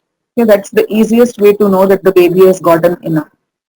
But The other times there could be, as I said, when the baby is feeding enough, the baby feels nice in the mother's arms, the baby feels nice very close to the mother because it's giving a huge sense of security. So often you will find that the baby sleeps with the nipple in the mouth. Fine. So now, if you feel that the baby is latched and the baby is latched for some length of time while it is really not actively coming back to suckle, you can try and use the technique I did show to, unlatch the baby. But there may be times when you try to move away, the baby suddenly starts feeding all over again. So allow the baby to nurse as long as it feels like. But usually when the baby sleeps, the sleep doesn't get disturbed, because if you're keeping the baby in whichever position, you will be able to pick the baby, bring the baby close. Either you can put over the shoulder or you can even put the baby over your chest. Okay, I'll show you another position. Was another position that I had, but I'll have to check where that was. It is basically that you, like how I showed the picture here of getting the baby to birth. You can, when the baby is at the breast, you can just move the baby and just bring it close to the chest like that. So when the baby is resting the head, it is almost sleeping over your chest. Okay? And it becomes more easier when the baby is sleeping over the chest. Why? Because it's able to hear the mother's heartbeat. It feels still as much comforted while it is at the breast and when it is lying over the mother's chest while it is burping. But the requirement of burp is to get the baby in an upright position. So this achieves that. But here what you need is you need to support the baby's head and the baby's neck and the shoulder with your stiff palm. Your finger should be able to support the baby's head, and your lower part of your palm should be, supporting the baby's shoulder line, so that the baby doesn't wobble away while it is resting at the chest. So that really allows the baby to, not get disturbed, and you can, stay in that position for a couple of minutes till the baby burps. Now, often you will also find that the baby you may not be able to hear the baby's burp. Okay, it doesn't all the time burp with a sound. But when the baby is close to your chest, you're able to see or look at the baby. It can, just do a very, very small air probably gets released from the baby's mouth, which you can see. Or if you're putting the baby over the shoulder, the baby's head can be turned on your side. You can kind of feel the baby's burp on your neck. So that also allows you to be sure that the baby has had its burp before you put the baby to sleep. Yeah, I see that question. Is there any other question? Mangesh? Yes, ma'am. There are many other questions. I'll just dictate one. Hi, ma'am. Yeah. Top feed. Is top feed necessary for babies when we have engorged breast? Can we express the milk and how to store and feed it back to the baby? So yeah, you know what, top feed usually may not be necessary if you are generating enough. And as I already mentioned, how much the mother can comfortably generate, right? So if you've been engaged in giving exclusive breastfeeding initially, you will see that there is much more milk than what the baby can really finish at the breast. And take it from me, and probably when you are lactating, you will realize this as a fact, that there is no time when the breast is empty once you start lactating. Fine. So there will be continuously some amount of milk that is available. So in case you feel that there is a need and the baby may need it separately, you can express and keep it in a bottle. Try and keep it in a transparent bottle so that you know that the milk is staying well. If you're going to use it, say not within the next 2 hours of expression, refrigerate it. Okay? When you have refrigerated it, what happens is you try and put it in the bottle compartment, like where you put your water bottles in the refrigerator. In that area, you will keep this bottle so the temperature remains between 4 to 8 degrees centigrade. Don't deep freeze it. Don't put it in too much inside your fridge compartment as well. Right? Now, this bottle compartment is basically right for storing the breast milk. Now, when you require this milk, again, you cannot just feed cold milk to the baby, right? Because the baby is used to feeding at your body temperature. Okay? The milk that you're feeding is going to be at your body temperature when the baby is nursing directly at the breast. Now, when the baby feeds this stored or expressed milk, which is stored, you try and take a water bath. Take some water which is heated in a dekchi or whatever in a boiling pan. Try and use or put that bottle within that warm water, specifically in that warm water bath, and keep moving the bottle such that the milk starts getting a little warmer and it becomes, I mean, as soon as you feel that it would have, say about, 2-3 minutes time, it would have got warmer. Try and check on the back of your palm whether the milk is hot enough or whether is higher than what the baby could drink. I mean, more than your body temperature. Okay. Anytime when the milk is higher than 40 degrees centigrade, it can cause burns in the baby's mouth. So be sure that, don't try and heat it too much. That can be too hot for the baby to take. Right. So of course you can store, and in case you are going to keep or rather feed the baby immediately in some time, then you can keep it at room temperature and not refrigerate it. But if you require for a later time, it is wiser to expressly immediately store rather than keeping it out for 2 hours and then storing it. Fine. Okay. Ma'am, next question is, during my first pregnancy, I didn't get enough milk for my baby. Maximum 2 months I was able to give milk. Later I didn't get enough milk supply for the baby. I have tried all the foods like fenugreek, spinach, salmon, lactonic granules. I don't know, nothing helped me. Can you please let me know how can I get enough milk for this pregnancy? So, first thing, I mean, can you please tell me also the name of the person who's asked this? Monica. Okay, Monica. So, I really understand your concern around this question. And any mother can always feel that, she wanted to, do everything right for the baby and probably it didn't work the last time. And I really understand this could be a cause of concern. But stay assured, what happens is when you plan well in advance, all it requires to, be in that composure, start with a positive approach, get the baby to the breast, see that the latch is right. I don't know what went wrong last time, whether the baby didn't suckle in the right time or whether the baby hurt you while it was feeding. There could be several reasons why the lactation was for a shorter duration. I just don't know. Probably if you can speak once, I can help you much better. But understand that the body has its own stores so that the generation of milk is going to happen. Right? During your pregnancy stage itself, there is a lot of store that is there for the later stage while you are lactating. But the concern is that your body will start generating this prolactin and this oxytocin, these two hormones, when the baby starts actively suckling or you start expressing. Okay? Two ways, because it has to come from the breast. The milk has to come from the breast. So either the baby suckles directly at the breast or probably you express and use that express milk to feed the baby. Either of which you are expressing from the breast, right?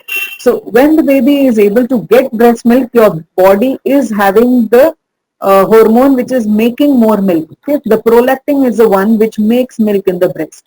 So when this is high, your body will keep generating a lot of milk. And you will have to see that you sequentially maintain the time in such a way that you know how the baby is feeding. Most mothers try and keep a 2 hourly gap, but as I said, initial for the first 10 to 15 days or maybe even 20 days, you cannot really time the feed because it's more like demand supply. And it's more like when the baby wants, it wants. When it is sleeping, you can't really, shake the baby harshly to get to the breast. Just kind of bring the baby to the breast when you feel it's, a little longer than 2.5 hours. But it is only when the baby really wishes to feed, it's going to feed. But later stage, you will see, after 15, 20 days, the baby is more wakeful. The first few days, it's more sleepy, it's like it sleeps close to 16 hours almost in a day. 16, sometimes even more, 17, 18 hours. So very few hours in a day, it is actually awake. So that's the time, I mean, only in those hours, it's not that you are going to feed, right? The baby requires, just understand if you're feeding, uh, say every 2 hourly. So you're going to be feeding 12 times in a day, right? And when I said in the first few days, the baby may take anything between 5 to 15 ml of milk. So if it is say 15 ml of milk for 10 times or 12 times in a day, how much milk the baby is really getting? 150 to 180 ml. That's about all the milk in the entire day. But initially that is enough. But gradually the demand for the baby also increases. The baby starts taking anything from 30 to 45 ml per feed, right? So that time, say 30 ml per feed, 10 times in a day, it is 300 ml. And say 30 ml 12 times in a day becomes much more, right? 60 ml more. So baby requires that kind of milk. Now, if you're feeding less number of times, you're going to give less milk to the baby. Why? Because the baby's tummy size is that much. Okay. Initially, it's almost the size of a small marble, the first, say, about 8 days or so. Then gradually it becomes the size of a big tancha. I don't know whether you played goti in your childhood, the white big kind of tancha. Okay. That kind of size is the baby's tummy, which can fit to about say 25-30 ml. And only later, say around 3 weeks, 4 weeks time, it becomes the size of a tennis ball kind of a thing. I hope you're able to see this, probably this size of a ball. So that is the size of the stomach then. So you can't, even if you wish to feed more at one feeding time, you can't feed more. Why? Because the baby will stop feeding when it starts feeling full. It's unlike adults that, babies drink only as much they feel and feel comfortable with. They don't go and overfeed. And that's the best thing that happens with breastfeeding. Okay? Baby will not generally go and overfeed ever. So that's how you'll have to see that, the baby has to get adequate. It should be allowed to nurse at its own. If you feel that, baby is, I mean, see, a mother is always right in judging what is happening. Okay, I mean, I may be talking from experience from several mothers, and probably one-on-one discussion would have helped me to come to this. But you are the right judge for your baby. Fine. So you can, of course, speak to me if you require, even at a later stage, definitely.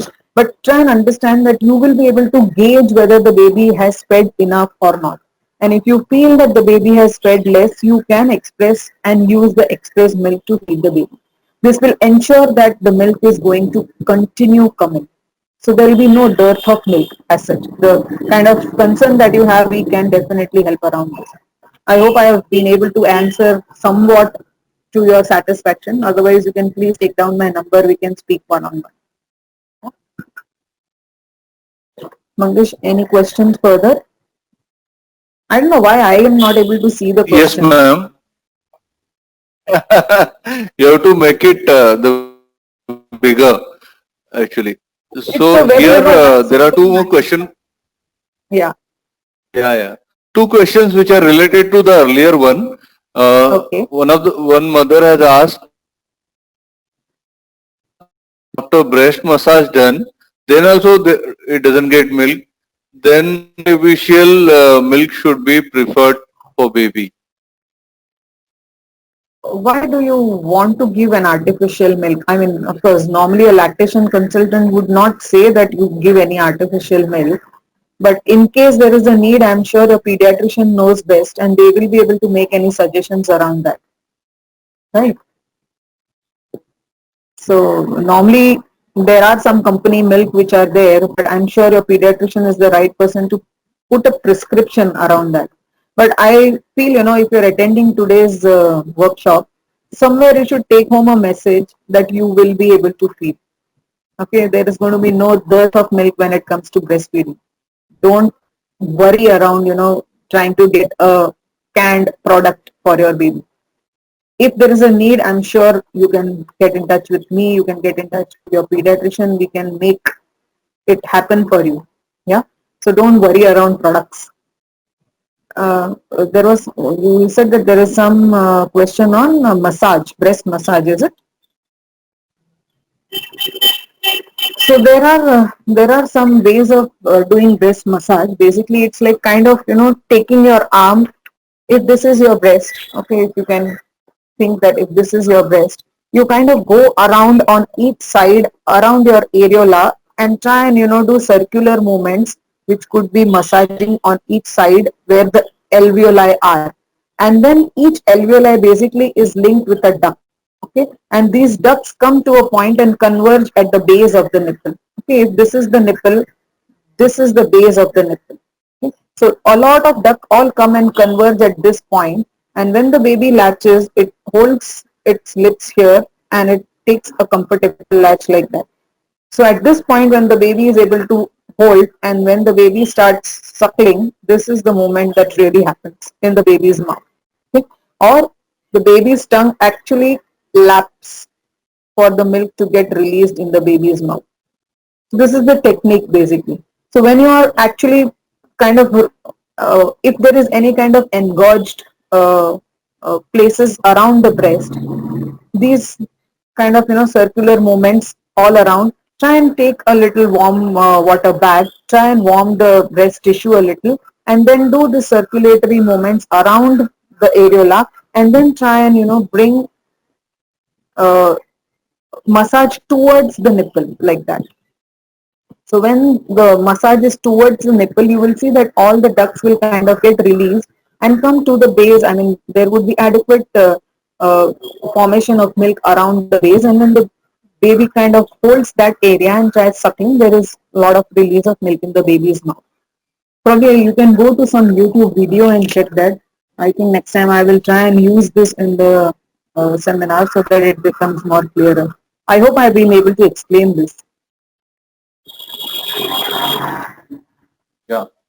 Ma'am, Yeah, there is one that's- question. Sometimes baby doesn't take mother's milk, so what time? Sometimes a baby doesn't take mother's milk. So,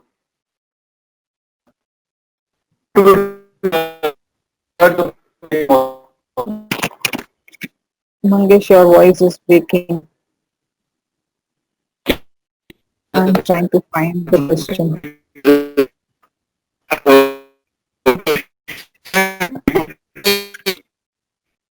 No, ma'am, am I audible? Yes, Ashutosh, I'm able to hear you. Can you read that So question, the please? yes, the question is sometimes baby doesn't take mother's milk. So what to be done at Yeah. that time? So usually, see, it is unwise to actually start any cow or buffalo milk for sure. So as I already answered, your pediatrician will be able to suggest a formula. So probably that thing can be used for that particular time. But what happens is once the formula milk starts, the baby will not come to the breast to suckle that frequently because it will keep feeling full with whatever formula you're feeding.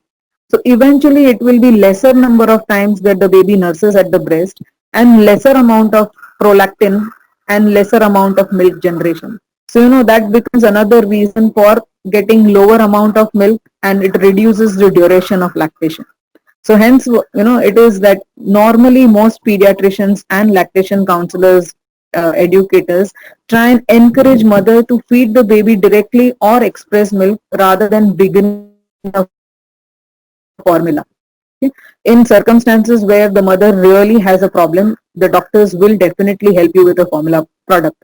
But if you start with that, and not put the baby to the breast more frequently, you will see that these hormone support which allows a lot of milk to get generated decreases, and then when it is decreasing, then how will you really get the baby, because the baby is feeling happy with a quick available milk which is formula milk, either fed with a chammach vati, right?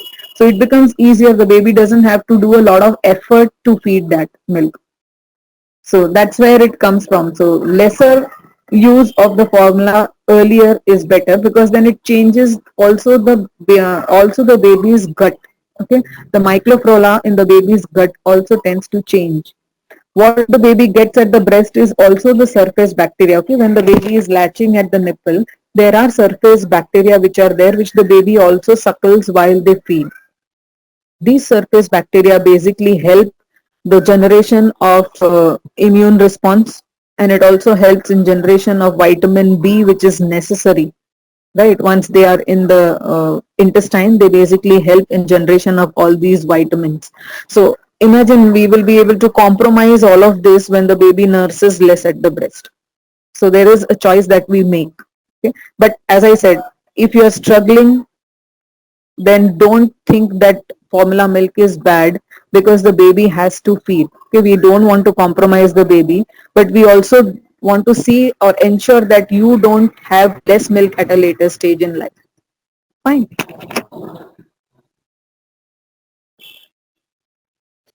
Thank you so Okay. much, So I ma'am. think if there's any more question, maybe I have only very few minutes remaining where I want to just take you through this couple of more slides. Yeah. No, So everybody if wants you your number now. okay, you can please put my number on the dashboard. If you want to just note down, I will say it for you all. Please take a pen and paper and note it down. I'm Swati Thoda, and my number is 9820303573. I repeat, it's 9820303573. I hope you'll have got it. Or otherwise, of course, Mangesh will be able to send it to you with the gift that he is going to send you. Okay, Yeah, I have already sent to all. fantastic. number. You can definitely get in touch with me and it will be nice. We can discuss a little more in length if at all it is necessary. Fine. So just a couple of 3 or 4, 5, 6 slides on this because this is coming your way and it is all going to be new. Okay. So as I said, what you require, so what the baby basically requires, some newborn things which you should be aware of when the baby arrives and what you can prepare right now before the baby arrives. Fine. So what the baby basically requires is you and not the laptop. Okay. Stay assured that the baby is going to enjoy you, your presence, your smell, your breath, your body, feel, the touch, the smell, everything of the mother the baby is going to enjoy. So don't try and shift the baby to any other gadget modes. Fine. And initially, it is all routines what the baby has to follow. So first comes, of course, as soon as the baby arrives, the first 20 to 40 minutes, the baby is extremely active. Almost in the first hour of birth, the baby is very, very active. Okay. Now, when the baby is active, the baby has a huge suckling reflex, and that's when if you start the baby at the breast, you will be amazed to see how beautifully they latch. Okay. And that's something where the breast crawl is put, like as soon as the baby is born, the baby is put on the mother's bare chest and it is allowed to crawl to the breast to take its first suck. So several baby friendly hospitals allow this to happen and it's something really beautiful. Please go watch the breast crawl video on YouTube. You will be able to see and it's so beautiful. Yeah. Also remember that there is going to be no sugar, salt, or there is going to be no honey, jaggery, or any formula that will be allowed initially. Okay. So in case you have, a family who feels, by culture कि थोड़ा शहद खिलाना चाहिए या थोड़ा गुड़ चखाना चाहिए, please be sure that these things will not be permitted. In case there's too much around that, please speak to your doctor well in advance of the day. Yeah. The first 6 months there has to be only breast milk because there's no need of giving anything extra. The breast milk has got adequate water also, so you don't need any additional water also while the baby is totally at the breast. Fine. Second thing is the baby bath. Okay, because now the baby is at home, so baby requires everything that you do yourself. Okay, as we eat daily, we have a bath daily, we breathe, we dance, we move around. So everything is happening just in that little baby size. Okay, whatever you are doing, probably the baby also is going to do. So baby also has to, it needs that bath and it feels like having a bath. So who is going to bathe the baby? Please decide. Yourself, the husband, the mother-in-law, whoever is at home probably can participate in this activity. Okay? The baby feels nice when it has a bath daily and try and use only warm water. Don't use extremely hot water. How do you gauge it is not hot? Anybody? So usually, when you check the water, try and don't check with your finger. Okay? Usually the moms who cook at the gas, their fingertips are, able to bear higher temperatures than what the baby's body can bear when it comes to water. Okay? Try and check with the tip of your elbow. You will be able to see exact heat at that point of time, so the baby can manage that temperature comfortably. Try and use a separate bathtub and a bath mug. Don't try and use the regular one which is used for everybody else in the family. This is just for the hygiene purpose. A basic mild baby soap should be enough.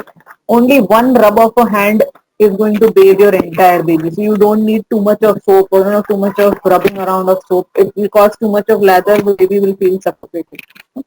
Also see that the cleaning of the eyes means the edges inside and outside both are clean well. The nostrils are clean well. Clean in the sense you're not trying to dig anything there. Fine. You don't dig into the ears, you don't dig into the nose, you don't dig into the genitals. All you use is a muslin cloth or your basic toweling or towel wipe basically. Just the edge of it can, be put here, put into the ears. If you just suck the moisture that is there. Usually babies often, do one sneeze after a bath and all the nostrils actually get clean. Fine. Now when it comes to genitals, I don't know, Dr. Nigam would have said this, but usually it is better to wash up towards downside. Okay? Don't try to wash from down to upward side, specifically when it is a female child, because the vaginal area can get contaminated with the stool. Okay? So it is good to, wash up to downside. Anybody who's trying to get the baby massage, be sure that you're not inviting anybody else as a malish wali bai. If you want to do it, try and do it yourself, and it should be an enjoyable activity. Okay? Now the baby doesn't require any kind of a tagda massage. Okay? It only requires very gentle kind of strokes, which improves the baby's blood circulation, which allows the baby to feel good. Okay? So any kind of very harsh, very hot massage is not what the baby will be able to tolerate. Several babies just don't like that activity at all. So don't push hard on the baby and make it cry through the massage timing. If you can, if the baby is enjoying, just check if any kind of massage is making the baby smile and laugh to glory, then yes. Try and use, techniques wherein you are saving your back while you are massaging. So you can use, baby transfer on your upper thighs so you're not bending, or you can put the baby in front over a couch and you can sit over a lower stool and do a stroking movement, or you can spread somewhere in front of you so you're not completely falling downwards, or trying to use only your legs to massage the baby. And there has to be adequate room so that it becomes comfortable for you and the baby. What you require is, as I already said, very simple strokes, no hard or harsh massage at all. Fine. Again, no besan, atta. So don't use, very thick oils or something which you have to, scrub out with using an atta and stuff. They can clog the baby's pores. Several babies come to the pediatric clinic with rashes over the pores. Why? Because it all gets clogged because of all this beta, besan, atta, etc. use. Session will end now. Okay, so then this is one more thing which you should be knowing. Try and avoid any surma kajal. Trimming of nails is important, and no powdering the baby entirely. Fine. Try and use only in the groin area so that it basically keeps the groin area dry. And of course, plan your baby's requirements well in advance of the day. Don't overshop, but see that there is adequate mosquito protection that is planned for the baby. Try and understand what vaccines are important. Have a pediatrician visit once prior to delivery so that you know what is coming in store for you and the baby. Yeah. These first vaccines will be given at the hospital before your discharge, the BCG, the OPV and the hepatitis B shot. Following which there will be a vaccination schedule which you can use, and your pediatrician will be the one who can give you this. And these last four things, if there is some kind of yellowing in the baby, it could be a physiological jaundice, which is not to worry. This is basically excess amount of mother's body cells or red blood cells, which are, this kind of breaking down in the baby's body, and which is causing this yellowing because of the pigment. So this needs to be removed. Good amount of breastfeeding will help this happen. This colic we have discussed. If the baby is not burping well, there is more chance of getting colic. And if anything around stools, okay, the baby can have one stool in a day, the baby can have 10 stools in a day, the baby may not stool for 3-4 days at a go. Either of the combinations is okay, but the baby should not be passing more stools than the number of times it feeds. That is something which you should be knowing. Okay. And of course, crying is a way of baby's communication. So don't panic. Please try and understand why the baby is crying. The more time you spend with the baby, the more apt you will be in understanding what the baby is communicating while it's crying. Fine. So wishing you a very happy motherhood. We can definitely get in touch as soon as your baby arrives in case you have anything around breastfeeding or you have any doubts to handle your baby. All the best. We have less time. I had to rush through this, but I realized that, we took questions too many at the go. Yes, ma'am. Thank you so much, ma'am. Because you gave all the question answers here only. That is why it took more time actually. You didn't type the question, you just answered them. Thank you so much. Thank you so much everybody for coming down and being attentive so much. Thanks a lot. Take care.